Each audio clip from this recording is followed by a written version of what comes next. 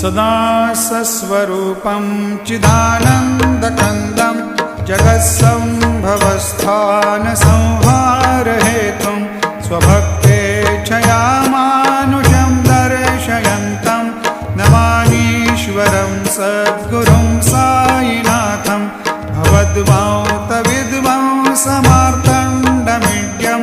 मनोवागतीतं मुनिर्ध्यानगम्यं जगद्व्यापकं निर्मलं निर्गुणत्वां नमामीश्वरं सद्गुरुं साईनाथं